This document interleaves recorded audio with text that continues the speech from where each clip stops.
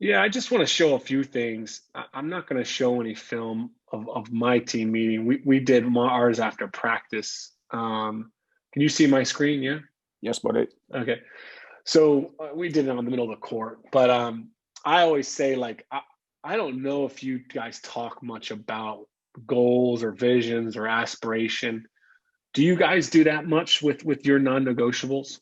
Yeah, I mean, excuse me. I've had to do a lot of goal setting the past 2 years, JP, because it's part of my professional doctorate in terms of tracking this stuff. So Hmm. we've had to do it. We've had to do, and I've not liked it because I've had to form. I followed an academic kind of framework, Hmm. because I'm basically assessing that tool and this, that, and the other. So I don't really like the one we did because I won't get into it. But yeah, we are. Yeah. I'm not big on having a goal for the team, but I think with a lot of teams, they found it to be important. And but I like to have what I just try to use like a vision, what we have here. And one thing I've started to encourage coaches now is not just a 1 year vision, but like something that's 3 years or 5 years, like, or 4 years for like a high school team or a college team. And people are resistant to 4 year visions Mm. and goals because they're like, well, what about the senior, the junior, and the person that's going to, for you in your case, it's like, well, there's the American. But I think players really start to see themselves as just like, and this has been affirmed to me by two things. One is just some more things that I've been reading. People, whether they're there for 1 or 2 years, they'll appreciate the fact that they're help contributing to something that's going to last, right? Americans come over, my Americans come over, they realize that they're being a part of something that's going to last. After your conversation with my team last week, which was brilliant, right? The feedback has just been brilliant. Remember the text I forwarded on to you from Karen. It's like I realize that underlying what Karen said was, now after hearing Alan speak, I realize this is something that's just not in the short term. This is the long term. This is about the program, the club, and where we're going. There's girls on this team that are 18, 19, 20, 21 years of age. She's 30. She's got 1, 2 good years left in her, and that's it. But she realizes she's part of something bigger. And so I really wish we had laid out a longer term goal. As our team, we didn't do that this year. We just did a short term 1 year goal. We like to talk about the vision is not just the goal of what you achieve, but the experience. And I like to get people doing. Now you can do this a lot of ways to have these questions. I actually did it in Google Forms, these two questions. I had them all reflect them individually.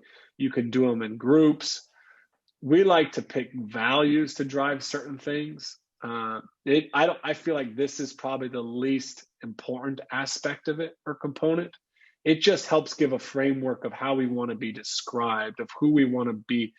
My favorite way to get them to do this is think of like 3 or 4 players that would just be like just phenomenal players that would drive this team forward. Like if you could just like the three like players in your mind and then describe the qualities of those players, Mm.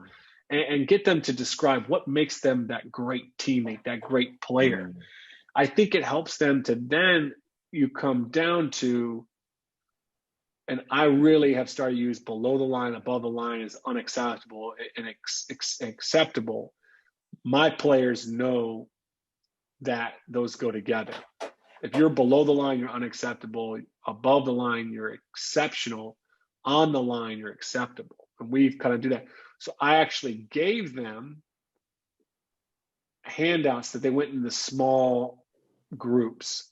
So our team, I gave them this Google form. They went through and the qualities of a great teammate. And this is just quick because I don't think it can be a good team conversation. But we were at a point where we were practicing 4 days a week, and Mm. I was not about to put them on a Zoom call. Now, if we were to do this now, I'd have a little more time to do it, right? Because we're not practicing because of COVID. But and then I put down the goal, individual goal, just really trying to outline that vision. What do you want your experience to be like? So we got that. Um, and then we took that and that we fed into when we actually met. I just put this up on the projector. this is our purpose here. Where we want to, this is our vision here. Enjoy the process, grow together. These are the things they said. Win the league, win the cup. They said straight up, but we think that we had the talent to do it. And then they picked these 4 values.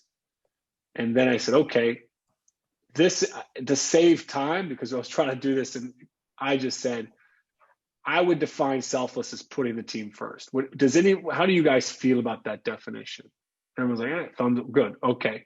So I went through those, gave them the definitions, then they went into their groups and they had to fill this out. Now, this is where we did this.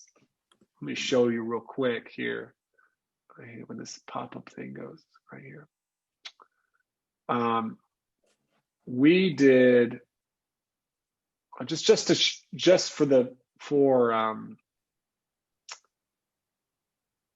looking here. Okay. Just for the timeline, we did this in week 3 of September. So this was like our 4th week of practice. I had done loads of one-on-ones, loads of relationship building, loads of conversations before we actually did this. If I could go back and do it again, I probably would push it, even after talking to you, down here in October to maybe even November, but it just, there's so much value, like you said, of waiting. But when they kind of came in here, this is the big thing I tell coaches, and I think this is important, is don't just give me the cliches. Don't just tell me like the normal stuff, like the obvious stuff. Where do we struggle as a program in the past? My thing was, I've only been here for a month. So you got to tell me, like, where do people get selfish? Straight up. When do we get selfish? When do we struggle to encourage? What does that look like? What does that sound like? Where do we struggle here? Where do we struggle here? Like, just go to relevant. And if you don't feel like this is an issue, if you don't feel like being accountable is going to be a big problem this year, just skip it. I only really wanted them to kind of point out a few things, and they did. They got that, which we fed into here, and I took those. Now, this is broad. I think this is, let me blow this up here so everybody can see that. And if you can't see it, Alan, just interject. No, you're good, buddy. So these are our standards. Now, these are too much. There's too much fluff in these right now, okay? But they came up with them. Strive for our best in training games. Win or lose, it's not personal. I like this one. I think this is great because this is a problem. We think we don't go hard at each other because we still feel like we don't want to hurt the other person's feelings. So that's something we got to explore. But I think it's too much. I think it's a lot of fluff, but I think it's a good stepping stone. And you inspired me today in December, when we are hitting around, be ready for that moment where I feel like we're really starting, when things start to evolve, like competitive right now, I think we could get them in a conversation. We could get them to really bring forth the area that we struggle at. But I would like to take these 4 things and create kind of like your non-negotiables, your 3 clear behaviors that we need to drive. So that's my next step, I think. Mm-hmm. My non-negotiables are what I set based upon, like, hey, if you want a good relationship with me and you want us to get along, like, hey, just show up on time, don't complain, listen. Like, these are the things, and they nail these things, They understand, they communicate to me when they're going to be late. It's really helpful. If a player does start to complain, I don't have to say a whole lot. I'm like, come on, like, that's not what we're about here. It's very simple. Listening, that's something I probably have to fight for more than anything, but I'm also cautious, especially when I see your videos.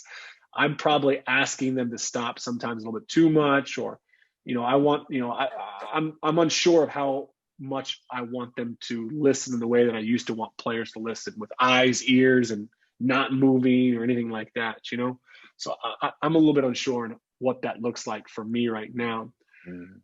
But that's what we've come up with, man. And at the bottom of that, we have the standard of support. And I'll just share with you real quick how we came up with that, and then I'll get your thoughts. Actually, I'll share these 2 things with you. The first time was the plain time and role standard. And I don't have time to go into this, but I knew this was going to be a big issue for us.